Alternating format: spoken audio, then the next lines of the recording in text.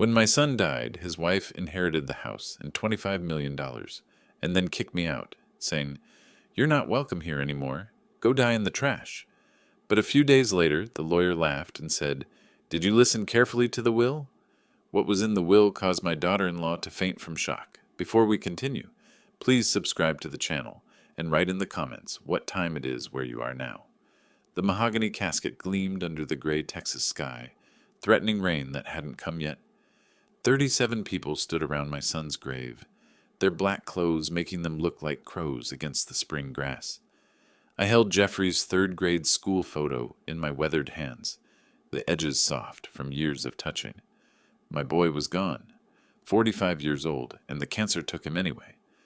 Zella positioned herself at the head of the casket, playing the grieving widow perfectly. Her black designer dress probably cost more than most folks here made in a month. Those manicured nails, painted dark red, rested on the polished wood like she owned it, like she owned everything. The minister was halfway through his speech about eternal rest when she moved. Her high heels clicked against the cemetery stones as she approached me, that calculated sympathy painted across her face. "Clyde," she whispered, but loud enough for Mrs. Henderson and the Johnsons to hear. Her perfectly manicured hand touched my arm. "I hope you don't think you'll be staying in my house after this." The words hit like ice water. Several mourners shifted uncomfortably, pretending they hadn't heard. But they had. Everyone had. I gripped Jeffrey's photograph tighter, feeling my jaw muscle tense. "This is my son's home, Zella." "Was your son's home." Her voice carried that sweet venom she'd perfected. "Now it's mine." Jeffrey left everything to his loving wife. Mrs. Henderson gasped softly behind her gloved hand. Obie Smith stepped closer, his weathered face hardening. These people had known Jeffrey since he was knee-high to a grasshopper. They'd watched him build his construction empire from nothing. "We haven't heard the will yet," I said quietly, keeping my voice steady despite the fire building in my chest. Zella laughed. Actually laughed at my son's funeral. "What's to hear? I'm his wife. Who else would he leave millions to?" The minister paused mid-sentence, clearly uncomfortable. Folks were staring now, some looking away in embarrassment.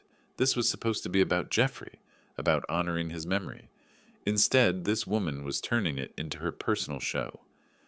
"The deceased was a generous man," the minister continued, trying to regain control of the service.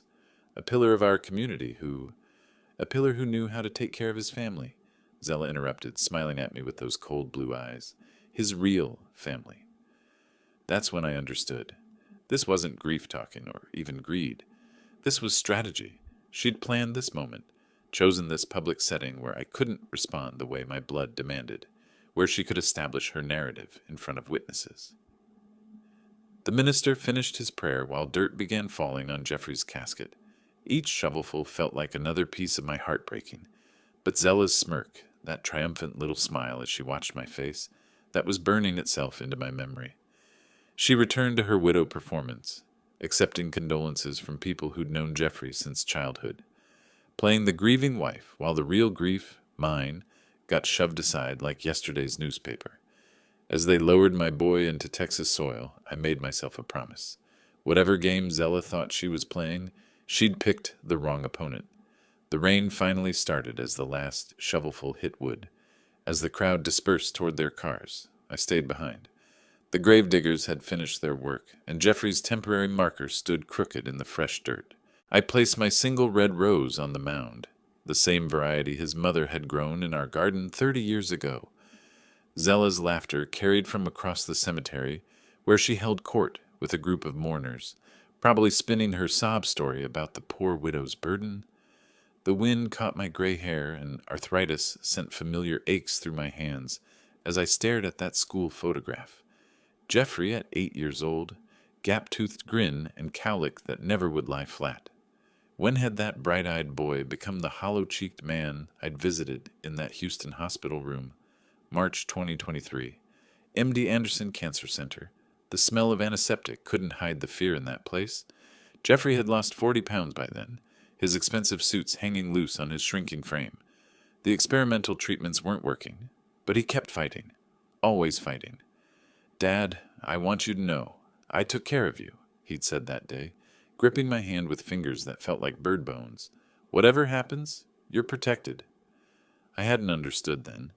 Figured he meant the life insurance, maybe some savings account. Jeffrey had always been responsible, even as a kid saving pennies in mason jars. But watching him struggle through those final months, I saw something else. Fear. Not of dying. Jeffrey wasn't afraid of much, but fear of leaving things unfinished, leaving people unprotected. The memory shifted backward 20 years earlier. Jeffrey, at 25, standing in what would become his first office, a rented space above Murphy's hardware store, with a folding table for a desk and dreams bigger than Texas itself. "I'll never be poor like we were, Dad," he'd promised, working 16-hour days to turn that $5,000 loan into something real. Building subdivisions across 3 counties, creating jobs, making families happy in homes his company constructed.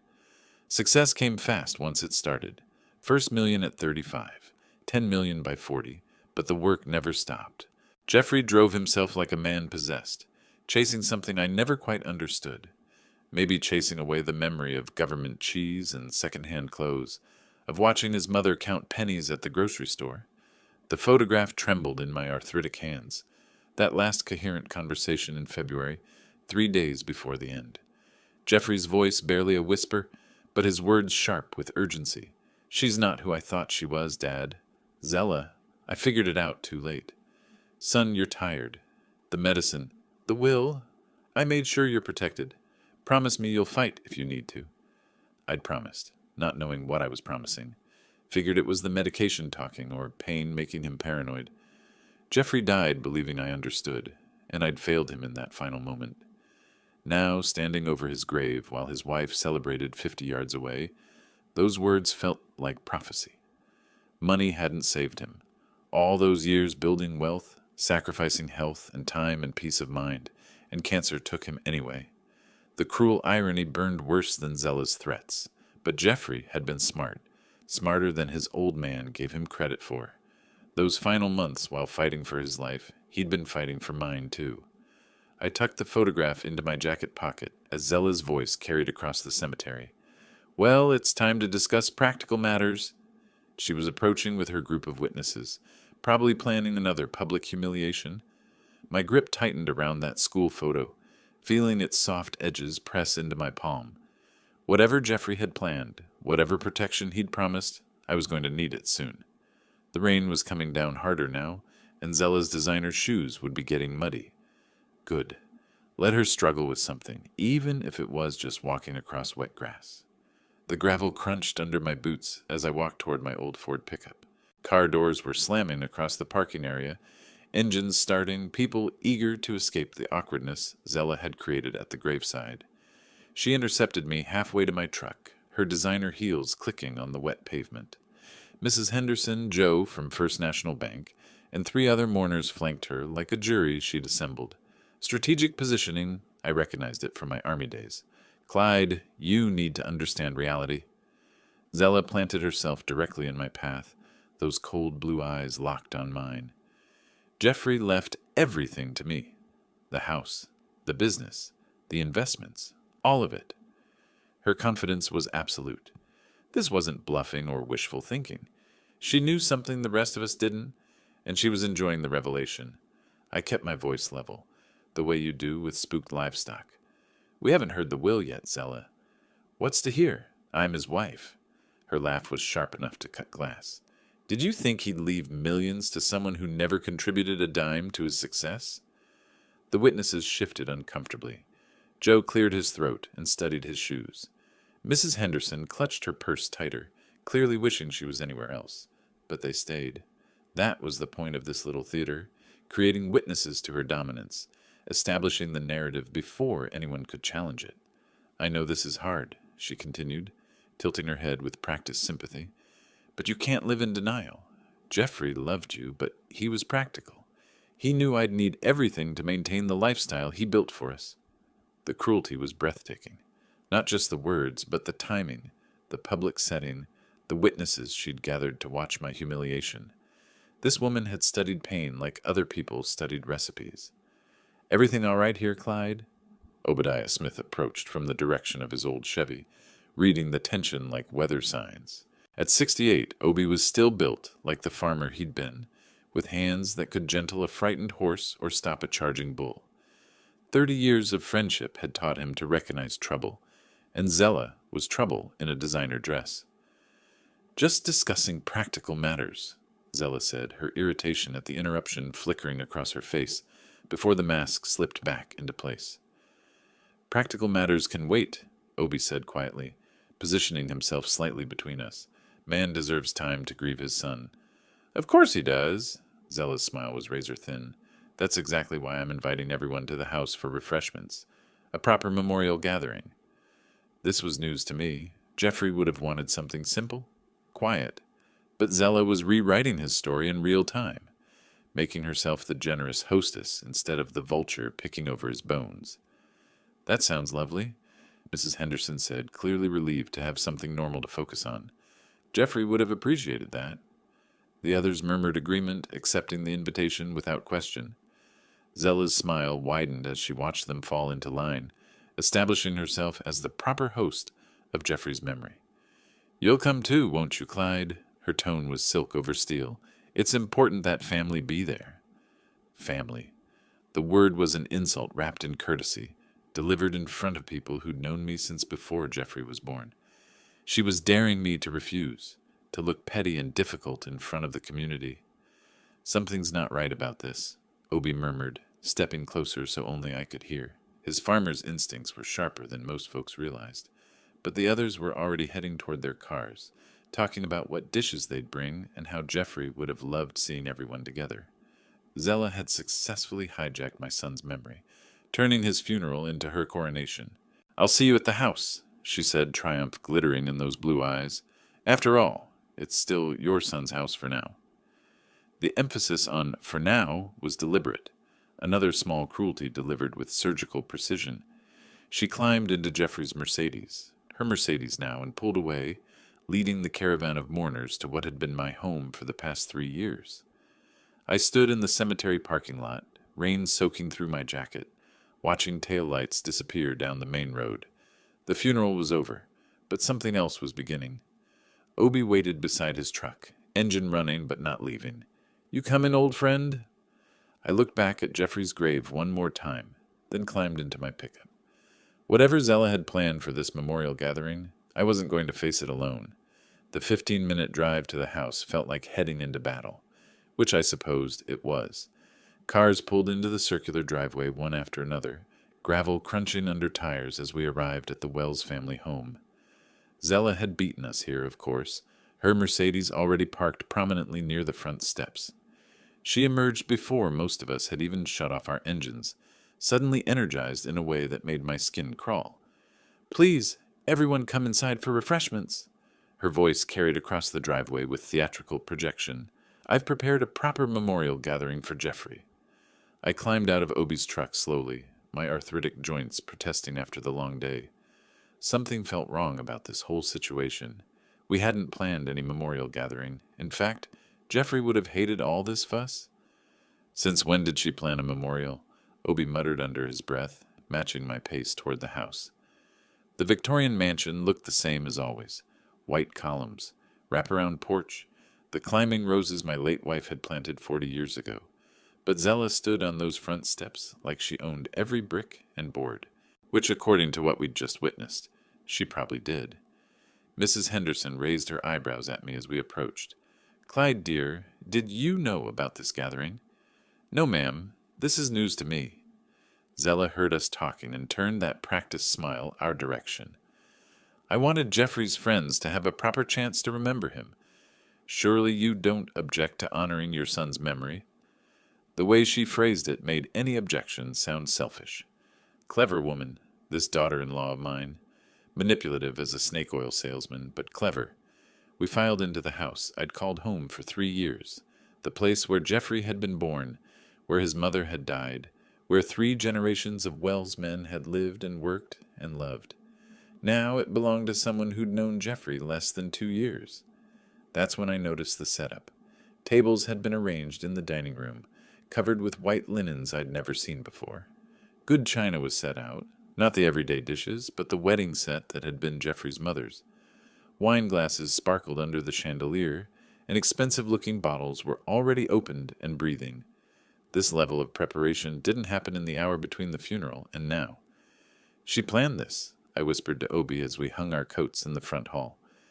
"Before the funeral even ended," he agreed, his farmer's eyes taking in every detail. "Look at those flowers. Those aren't grocery store arrangements. Someone ordered these days ago." Zella swept through the rooms like a hostess born to the role, directing people to the living room, offering drinks, discussing the wine selection with authority. Every gesture screamed ownership, possession, control. "Please make yourselves comfortable," she said, gesturing toward Jeffrey's favorite armchair, the leather recliner where he'd spent his final months when the treatments made him too weak to work. "I'll bring everyone something to drink." Joe from the bank accepted a glass of red wine that probably cost more than most people's weekly grocery budget. "This is quite thoughtful, Zella. You prepared all this today?" Jeffrey always said hospitality was important. She poured herself a generous glass, her hands steady as a surgeon's. He would have wanted his friends to remember this day properly.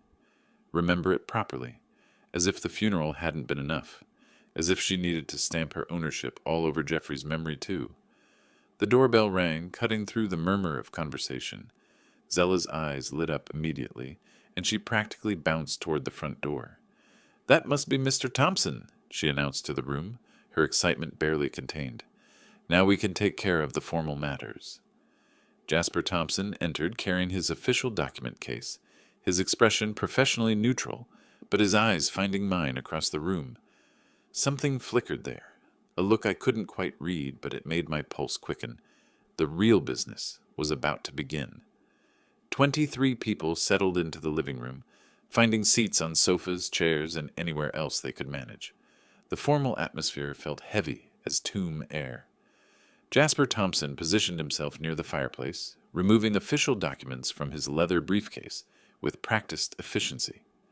Zella claimed the wingback chair closest to the lawyer, smoothing her black dress and adjusting her pearl necklace.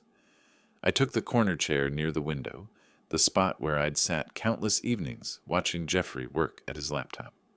"I'll now read the last will and testament of Jeffrey Michael Wells," Thompson began, his voice carrying the weight of legal authority. The room fell completely silent, except for the soft rustle of papers. Dated February 10th, 2025. Witnessed and notarized according to Texas state law. Zella's foot began tapping against the oriental rug. Her fingers drummed against the chair arm. The woman could barely contain herself. Thompson continued with the standard legal language: declarations of sound mind, revocation of previous wills, appointment of executor. Boring stuff that made Mrs. Henderson shift in her seat and Joe check his watch. "To my loyal employees at Wells Construction, I leave 1 month's additional salary to be distributed equally among all current staff members." Thompson's voice remained steady, professional. "To my cousin Sarah in Houston, I leave my mother's jewelry collection. To the Willow Creek Public Library, I leave $50,000 for renovation of the children's section." Small gifts, charitable donations, personal items scattered among various relatives. Standard will material that made Zella's impatience grow more obvious by the minute. "When does he get to the important parts?" she stage whispered, loud enough for half the room to hear. Thompson cleared his throat and turned to a new page. The room held its collective breath. "To my beloved wife, Zella Marie Wells, I leave the family home located at 847 Magnolia Street, along with its contents, and the sum of $25 million from my investment accounts." Zella shot up from her chair like she'd been launched. "I knew it. I knew Jeffrey took care of me properly." The guests' reactions were mixed. Some smiled politely. Others looked uncomfortable with her enthusiasm. Mrs. Henderson exchanged a meaningful glance with her husband. Even in grief, there were certain social boundaries most people observed. I gripped the arms of my chair, feeling the wood grain press into my palms. $25 million plus the house. Jeffrey had been generous with his wife. I'd give him that. "What about—" I cleared my throat, hating that I had to ask. "What do I receive?" Thompson's eyes found mine across the room, and something passed between us, a look that said more than words could. "To my father, Clyde Samuel Wells, I leave all personal mementos, family photographs, and his tools from the workshop. The silence stretched like taffy. Tools and photographs. After helping build Jeffrey's empire, after 3 years of living under this roof, after a lifetime of love and sacrifice, tools and photographs. Zella's smile could have powered the whole county. She turned to face the room like a queen addressing her subjects, accepting congratulations from neighbors who'd known Jeffrey since he was in diapers. "Jeffrey always said he'd take care of me," she announced, her voice ringing with triumph. "He was such a thoughtful husband."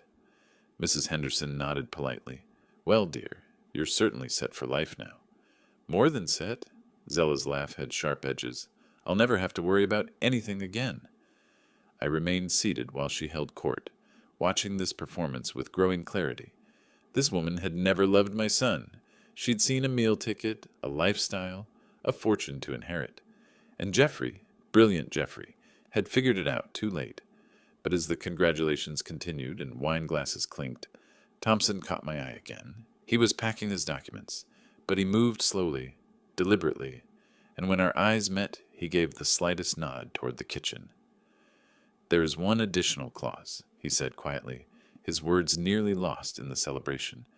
"But that requires private discussion." Zella was too busy accepting praise to notice, but I heard, and for the first time since the funeral began, something that felt almost like hope stirred in my chest. The formal reading was over, but apparently the real business was just beginning. Guests moved from the living room toward the dining area, drawn by the elaborate spread Zella had mysteriously prepared. Crystal wine glasses caught the evening light streaming through tall windows, and the good silver gleamed on white linens. This wasn't thrown together in an afternoon. This was orchestrated. Zella raised her glass high, commanding attention like a conductor before an orchestra. To Jeffrey, who always took care of those he loved most. The irony wasn't lost on me, even if it sailed over everyone else's heads. She'd just inherited $25 million, while I got a box of tools and some family photos. Jeffrey's definition of those he loved most apparently had some interesting nuances. "This wine is exceptional," commented Dr. Miller, swirling the burgundy liquid. "What vintage is this, Zella?" 2012 Bordeaux. Jeffrey always said life's too short for cheap wine." She moved through the room with fluid grace, playing hostess like she'd been born to money. I wanted his friends to remember this day properly. Mrs. Henderson accepted a delicate crystal glass, studying Zella with newfound interest. "You managed to prepare all this today? After the funeral and everything? When you love someone, you find the strength." Zella's smile was camera perfect. Jeffrey would have wanted his friends to celebrate his life, not just mourn his death. Celebrate was an interesting word choice for a funeral reception. Most folks called these things memorial services, but Zella seemed determined to reframe Jeffrey's death as her personal triumph. "You know," she said, settling beside Mrs. Henderson on the velvet sofa, "I've always wanted to modernize this old place. Maybe open up some walls, update the kitchen." Mrs. Henderson's eyebrows rose slightly. "But it's such a historic home, dear. Been in the Wells family for 3 generations." "Well, it's my family now." Zella's laugh tinkled like breaking glass. "And frankly, all this dark wood and heavy furniture feels so dreary. I'm thinking light colors, contemporary furniture, maybe knock out that wall between the kitchen and dining room." My knuckles went white around my wine glass. This house had been in our family since 1923. My grandfather built those walls with his own hands, selected every piece of molding, planned every room. Jeffrey had been born in the upstairs bedroom, taken his first steps on these very floors. But Zella saw dollar signs and design opportunities. Joe from the bank leaned forward with professional interest. "Will you be staying in Willow Creek long term, or might you be thinking of relocating?" Zella's eyes lit up like Christmas morning. "Actually, I'm considering selling and moving somewhere more cosmopolitan, maybe Dallas, or even New York." The room went dead quiet. These people had known Jeffrey his entire life, watched him build his business here, create jobs for their children, support local charities. The idea of selling his family home to fund Zella's urban adventure hit them like cold water. "Jeffrey loved this house," I said quietly. "He was born here." Zella turned toward me with theatrical surprise, as if she'd forgotten I was present. Jeffrey's dead, Clyde. It's time to live for the living, don't you think? The mask slipped completely then. No more grieving widow, no more thoughtful hostess. Just cold calculation wrapped in designer clothes. Besides, she continued, warming to her theme, what's the point of keeping the museum when you could have millions in cash? I could travel, buy a penthouse, really live for the first time in years. Obi stepped closer to me, his weathered face hard as granite. I could feel him fighting the urge to say something that would get us both thrown out. Mrs. Henderson began gathering her purse, clearly uncomfortable with the direction this conversation had taken. Well, I should be getting home. Early morning tomorrow. Others followed her lead, making polite excuses and heading toward the door. Within 20 minutes, Jeffrey's memorial reception had cleared out like smoke in a windstorm. Folks who'd intended to stay all evening suddenly remembered pressing obligations. I remained in my corner chair, watching this exodus with fascination. Zella had managed to alienate Jeffrey's entire social circle in one evening. These people had come to honor my son's memory, and instead they'd gotten a front-row seat to his widow's greed. By 8 o'clock, only Obi and I remained. Zella stood in the suddenly quiet dining room, surveying the abandoned wine glasses and half-eaten appetizers with confusion. Well, I suppose people have busy lives, she said, but uncertainty flickered across her face for the first time all day. Obi squeezed my shoulder as he headed for the door. Call me if you need anything, old friend. And I mean anything. The front door closed with a solid thunk, leaving Zella and me alone in the house that had been my home for 3 years. She turned to face me with renewed confidence, clearly relieved to drop the public performance. Finally, she said, kicking off her expensive heels, now we can discuss your situation properly. Sound of car engines faded into the distance, leaving only the tick of the grandfather clock in the hallway. Zella moved through the kitchen like she'd lived here her entire life, humming some tune I didn't recognize while she stacked dirty dishes with practiced efficiency. Well, that went better than I expected, she said, not bothering to look at me as she scraped leftover appetizers into the garbage disposal. Her jewelry caught the overhead light, diamond earrings that probably cost more than most people's monthly mortgage. I sat at the kitchen table, where I'd eaten breakfast every morning for 3 years, watching this performance with growing fascination. The woman moved with complete ownership, opening cabinets like she'd memorized their contents, finding the good dishwashing liquid without searching. Zella, we need to discuss what happens next. She didn't turn around, just continued loading the dishwasher with mechanical precision. What happens next? That's simple enough. When she finally faced me, her expression had shifted into something harder, more calculating. The grieving widow mask was completely gone now, replaced by cold business efficiency. Next, you pack your belongings and find somewhere else to live. The words hit like physical blows, even though I'd been expecting them. This house has been in my family for 4 generations, Zella. Was in your family. She snapped the dish towel with sharp emphasis. Now it's legally mine. Jeffrey left me everything, remember? My hands lay flat on the worn wooden table, steady despite the fire building in my chest. 3 generations of Wells men had sat at this same table, planned their days, shared their meals, raised their children. Jeffrey told me you'd have trouble accepting reality, she continued, leaning against the counter with her arms crossed. He said you'd probably expect to live here forever, like some kind of charity case. My son never said that to me. Of course he didn't. Her laugh was sharp as breaking glass. He was too polite to hurt your feelings, but he told me plenty. She pushed off from the counter, beginning to pace around the kitchen like a lawyer addressing a jury. He said you'd been depending on him too long, that it wasn't healthy for a grown man to need his son's support at your age. Lies. Every word was fabricated poison, but delivered with such confidence that someone who didn't know Jeffrey might believe them. Look, I get it. Change is hard for old people. Her tone shifted to mock sympathy. But you need to understand something fundamental here. I own this house now, legally, completely. The deed, the mortgage, the property taxes, everything. The deed may have Jeffrey's name, but this land belonged to my grandfather, before Jeffrey was even born. Your grandfather didn't leave you anything, did he? She paused her pacing to stare at me directly. Face facts, Clyde. You're a charity case who's outlived his usefulness. The cruelty was breathtaking, but what struck me most was how much she was enjoying this. This wasn't just about property or money. She was savoring my apparent helplessness like fine wine. I want you out of here by tomorrow morning, she said, her voice rising with each word, and you'll take only what you can carry. No furniture, no family heirlooms, nothing that belongs to this house. I stood slowly, my arthritis making the movement deliberate and careful. Tomorrow morning, yes, and don't think about trying to claim anything belonged to your family originally. I have lawyers, Clyde, good ones. They'll tie you up in court until you're dead. For the first time since Jeffrey's funeral, I felt something that might have been a smile tugging at the corner of my mouth. As you wish, Zella. The unexpected calmness in my voice seemed to catch her off guard. She'd been building toward an explosion, expecting rage or tears or desperate pleading. Instead, she got quiet acceptance. We moved from the kitchen through the dining room, past the mahogany table where Jeffrey had done his homework as a boy, into the front living room where family portraits lined the mantelpiece.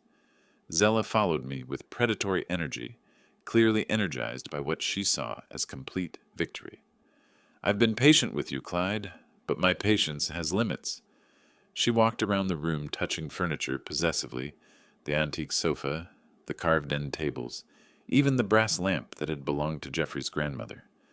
This couch, these antiques, even that ugly family portrait, it's all mine now. Jeffrey chose every piece carefully, I said quietly, remembering how he'd spent months finding just the right coffee table to match his mother's decorating vision. Jeffrey's taste was as outdated as yours. Her fingers trailed over surfaces like she was appraising merchandise. I'm thinking modern minimalist for the redesign, maybe Scandinavian. Clean lines, light colors, no clutter. She was already erasing Jeffrey's memory, planning to gut everything that connected this house to its history. Here's what's going to happen, she continued, turning to face me with theatrical authority. You'll take your clothes, your medications, and leave. Nothing else belongs to you. Where exactly do you expect me to go? She shrugged, the gesture casual and devastating. Not my problem. Senior center? Trailer park? Maybe that friend of yours? What's his name, Obi? Maybe he'll let you sleep in his barn. I'm 65 years old, Zella. I've lived in this county my entire life.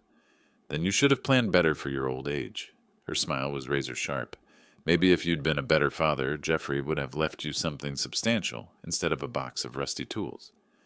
The attack on my relationship with Jeffrey hit deeper than anything else she'd said. But before I could respond, she was just getting started. Jeffrey was a good son. He loved his family. Enough! The word exploded from her with startling violence.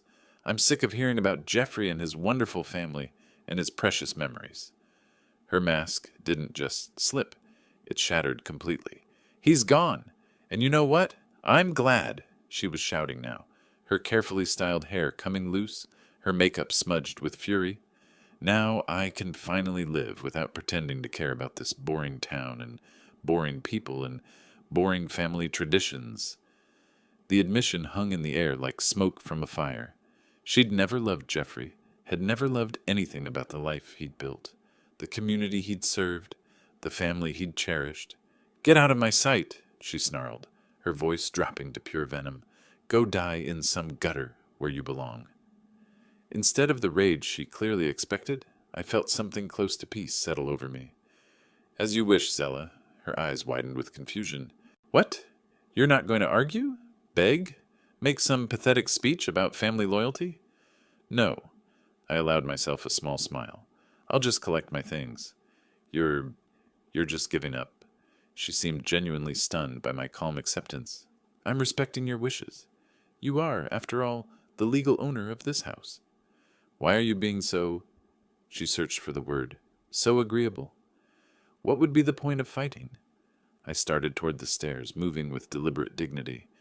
You've made your position very clear. She remained in the living room, watching me with suspicion and confusion. This wasn't the reaction she'd expected or wanted. Crushing someone was only satisfying if they fought back. I'll need about an hour to pack essentials, I said from the foot of the stairs. Take whatever fits in 2 suitcases. That's it. That seems fair. I climbed the stairs slowly, feeling her eyes boring into my back. At the top, I paused and looked down at her. Will you be staying up to supervise? I'll be right here. Don't try anything clever. I chuckled softly, genuinely amused. At my age, what could I possibly try? As I disappeared into the upstairs hallway, I heard her pacing below, her heels clicking against the hardwood floors. She'd gotten everything she wanted, but something about my reaction was bothering her. Good. Let her wonder. I left the Wells house at 6 in the morning, driving my old Ford pickup truck with everything I owned, packed into 2 battered suitcases. The sun was just breaking over the Texas horizon, painting the sky the color of fresh peaches as I pulled into the parking lot of the roadside inn on Route 35. 43 years in that Victorian mansion, and it came down to this, a 12 by 14 motel room that smelled like industrial disinfectant and old cigarettes. The polyester bedspread felt rough under my hands as I sat on the edge of the mattress, staring at my single open suitcase. Everything I own now, 3 changes of clothes, my medications, Jeffrey's 3rd grade school photo, and the pocket watch that had belonged to my father. Not much to show for 65 years of living, but it would have to be enough. 18-wheelers rumbled past on the highway, shaking the thin walls. Morning traffic was building, folks heading to jobs, running errands, living their normal lives, while mine had been turned upside down in the space of 24 hours. "Jeffrey," I said to his photograph, "I hope you knew this day might come." The motel's coffee maker gurgled to life, filling the small room with the aroma of cheap grounds and hard water. I sat at the tiny table by the window, watching traffic flow past while methodically reviewing my situation. Homeless at 65. No income beyond Social Security. No family left except a woman who'd told me to die in a gutter. But something was nagging at me, had been nagging at me since yesterday's will reading. Jasper Thompson's meaningful look when he'd mentioned that additional clause. The way he'd nodded toward the kitchen during all the celebration. His professional demeanor hiding something that felt almost like anticipation.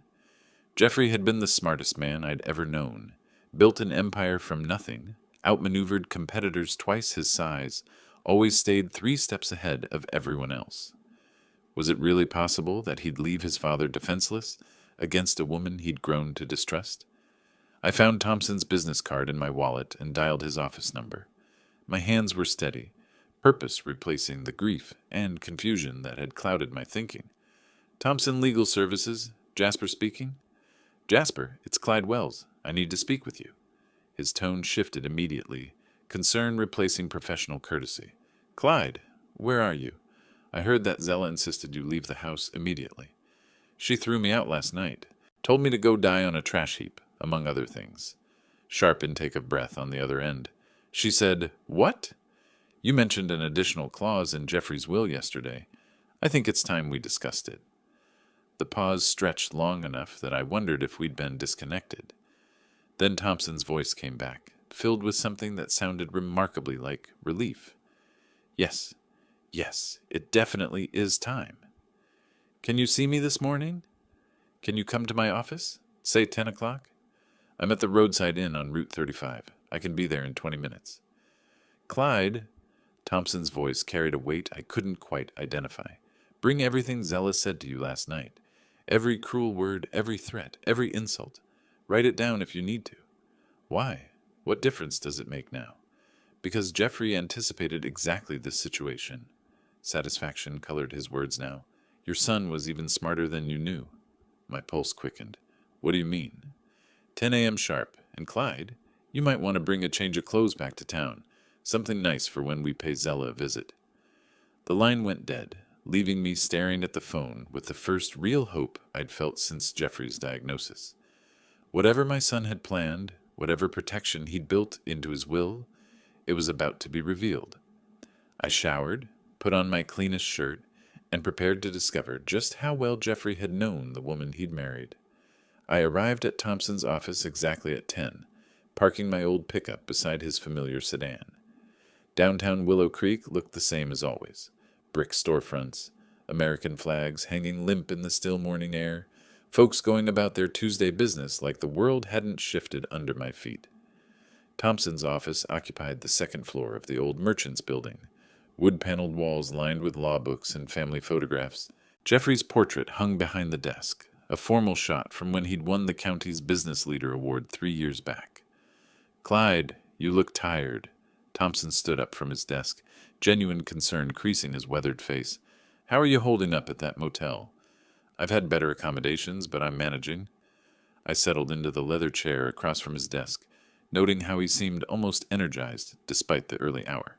"You seem almost pleased about something, Jasper." His grin was wider than I'd seen since Jeffrey's diagnosis. "Clyde, tell me, did you listen carefully to every word of the will reading yesterday?" "What do you mean?" "Zella got everything. The house, the money, the business. I got Jeffrey's old tools and some photographs." "That's what everyone thinks they heard." Thompson moved to the office safe, spinning the combination lock with practiced efficiency. "But sometimes the most important words are the ones people don't pay attention to." He withdrew a thick manila folder, handling it like precious cargo. "Your son was far more clever than Zella ever imagined." My pulse quickened as he laid the complete will on his desk, pages spread out like a roadmap to salvation. "Jasper, what are you not telling me?" Jeffrey knew exactly what kind of person he'd married. Thompson's finger traced down to the bottom of page 3. "Look here, section 15B, the fine print that everyone missed." I leaned forward, squinting at the legal text. The words swam into focus slowly, and when I understood them, my heart nearly stopped. "Read it aloud, Clyde." "The house and monetary assets transfer to my wife and Zella Marie Wells." I paused, processing the next phrase. "On the condition that she provides proper care and dignified housing for my father, Clyde Samuel Wells, until his natural death." The room went silent except for the tick of Thompson's desk clock. "Keep reading," he said quietly. "Should this condition be violated through eviction, verbal abuse, or failure to provide respectful treatment, the entire inheritance shall immediately revert to the Jeffrey Wells Cancer Research Foundation." My hands were shaking now. "Jasper, she threw me out. She told me to die on a trash heap." "I know she did." His satisfaction was unmistakable. "Because Jeffrey anticipated this exact scenario." "How could you possibly know what she said to me?" "Because your son instructed me to monitor the situation closely. He told me, Dad's going to need protection, and I won't be there to provide it." Thompson pulled out another document, a legal definition sheet. "The will specifically defines proper care as dignified housing, respectful treatment, and family consideration. Zella violated all 3 conditions within 36 hours. I felt tears building behind my eyes, grief and relief and overwhelming pride in my son's wisdom all mixing together. Jeffrey knew she would do this to me. "He loved you more than his own comfort, Clyde," he said. "Dad deserves better than I can give him while I'm fighting this cancer, but I can make sure he gets what he needs after I'm gone." The magnitude of it hit me like a physical blow. While fighting for his life, Jeffrey had been fighting for mine too. He'd seen through Zella's performance, anticipated her cruelty, and built legal protection around me like a fortress. "What happens now?" I asked, wiping my eyes with the handkerchief I'd carried for 40 years. Thompson was already gathering official papers, stamping documents with his notary seal. "Now we inform Mrs. Wells of her legal situation. The inheritance is null and void as of last night." "When do we tell her?" "This afternoon. Are you ready to face her again?" I straightened my shoulders, feeling strength return for the first time in days. Jeffrey's love was still protecting me, still fighting for me even from beyond the grave. More ready than I've been since this whole nightmare started. Thompson and I spent the lunch hour preparing copies of the complete will and legal transfer documents. By 3 o'clock, we were driving toward the Wells family home in his sedan, official papers organized in manila folders on the back seat. The Victorian house looked different somehow as we pulled into the circular driveway. Maybe because I now knew it didn't really belong to Zella, had never belonged to her, despite what yesterday's abbreviated will reading had suggested. Thompson rang the doorbell while I stood slightly behind him, holding the document folder. The sound of heels clicking on hardwood announced Zella's approach. "I'm not expecting anyone," she called through the door. When it opened, she appeared in casual clothes, designer jeans and a silk blouse, her hair in rollers like she'd been preparing for an evening out. The sight of me standing on what she considered her doorstep ignited immediate fury. "What are you doing here? I told you never to come back to this house." "Zella, we brought you something interesting," I said calmly. Thompson stepped forward with professional authority. "Mrs. Wells, we need to discuss your husband's will. There are some aspects you may have missed. The will was read yesterday. Everything's settled. You're both trespassing on my property." "Actually, ma'am, you may want to review the complete document before making that claim." Thompson extended the official copy toward her. Multiple pages, legal letterhead, raised seals. Clearly authentic legal documentation. She snatched it suspiciously. "What is this supposed to be?" "The full version of Jeffrey's last will and testament," I replied. "Not the abbreviated reading you heard yesterday." Zella scanned the first 2 pages, recognizing familiar text about charitable donations and personal items. Her confusion grew as she found everything matching her memory. "This looks the same as what you read before." "Keep reading," Thompson said quietly. "Page 3, section 15B. I watched her face carefully as she found the section, watched her expression shift from confusion to disbelief to something approaching panic. Her hands began trembling as she read Jeffrey's protection clause. "This is fake!" She screamed the words, spittle flying from her mouth. "This clause wasn't in the original will." "Yesterday you didn't listen to the complete reading," I said. "You were too busy planning your celebration." "You forged this. You added this section after Jeffrey died." Thompson's voice remained professionally calm. "Ma'am, I assure you this document is completely authentic. The original is in my office safe, witnessed and notarized according to Texas state law." "I want to see the original. This is fraud. This is impossible." She examined every page frantically, looking for signs of tampering, alterations, anything to support her desperation. But Thompson was meticulous. Every seal was authentic, every signature verified, every legal detail perfect. "Proper care and housing for my father," she read aloud, her voice dropping to a whisper as the reality began penetrating her shock. "You violated that condition approximately 36 hours ago," Thompson informed her, "when you evicted Mr. Wells and told him to, quote, die on a trash heap. This can't be legal. There must be some mistake, some loophole." I stepped forward, feeling Jeffrey's presence like a warm hand on my shoulder. "No mistake, Zella. My son knew exactly who you were." She looked between Thompson and me, understanding finally dawning in those cold blue eyes. The calculation, the planning, the legal trap, it had all been laid months before Jeffrey died. "He planned this," she whispered. "He actually planned this whole thing." "Perhaps we should discuss the legal implications inside," Thompson suggested. "This is a neighborhood after all." Zella nodded mechanically, stepping back from the doorway. Yes, come in." As we crossed the threshold into what had been my home for 3 years, I couldn't help observing how quickly the power dynamic had shifted. Yesterday, Zella had been the righteous property owner. Today, she was about to learn that ownership was far more complicated than she'd imagined. We gathered in the same living room where yesterday's will reading had taken place, but everything felt different now. Zella collapsed into the wingback chair she'd claimed as her throne, while Thompson and I took positions near Jeffrey's photograph on the mantelpiece. "Mrs. Wells, according to Section 15B of your husband's will, you have violated the inheritance conditions." Thompson's voice carried the weight of legal finality. "The entire estate, house, and monetary assets now transfers to the Jeffrey Wells Cancer Research Foundation." "This can't be happening." Zella's voice was barely above a whisper, her hands covering her face. "This can't actually be happening. By evicting Mr. Wells and telling him to die on a trash heap, you've nullified your claim to the inheritance.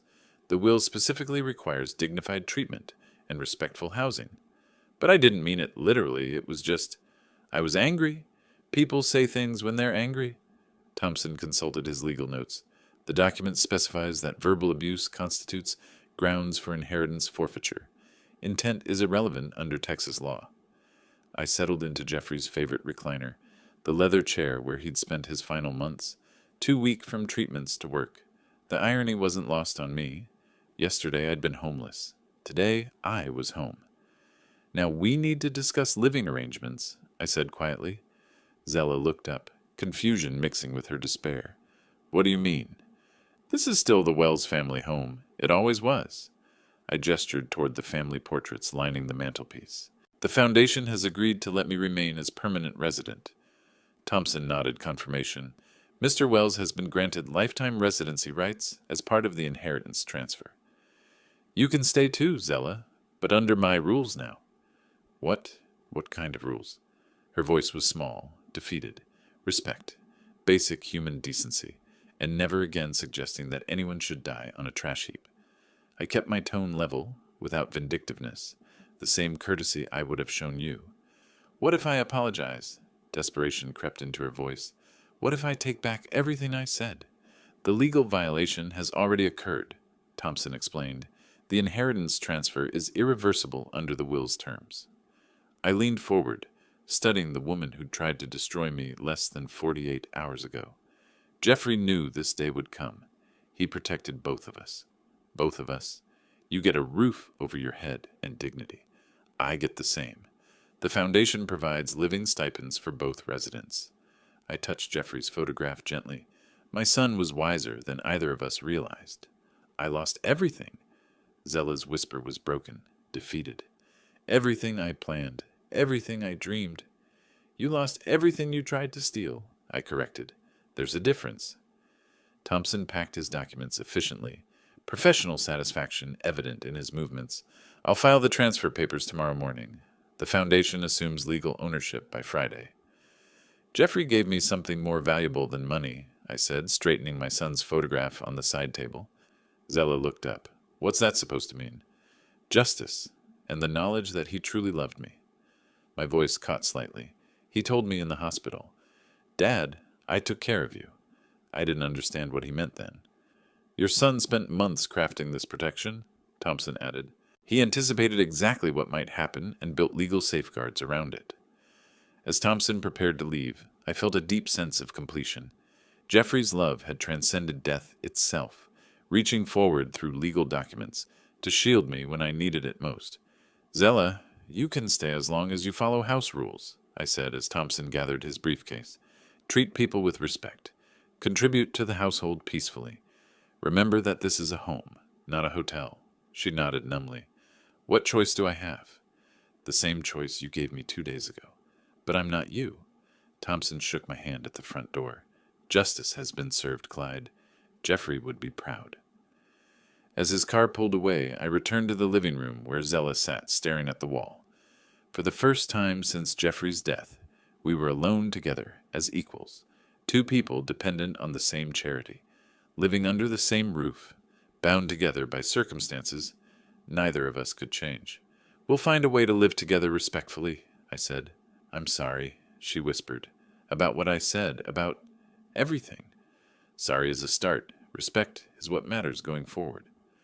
The grandfather clock in the hallway chimed 4 o'clock, marking time in a house that now belonged to neither of us, and both of us.